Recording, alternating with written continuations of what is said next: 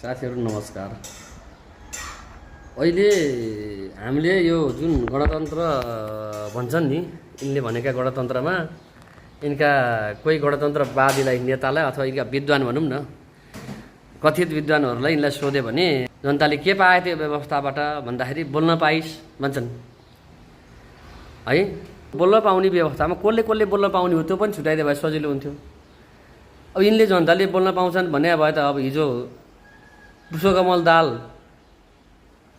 जुन माओवादीका नायिका थिए उनलाई क्वेसन सोद्धाखेरि मान्छे कुट्छन्, यिनीहरू थुन्छन् लगाएर। कस्तो खाले तन्त्र ल्यायो ए बाबा तिमीहरूले, सबै कुरो नेतामै सीमित गर्ने भए त अधिकार जनतालाई दिए किन भन्न पर्यो। यो भ्रमको खेती छोडिदिउँ। अब यो भ्रमको खेती छोडिदिउँ।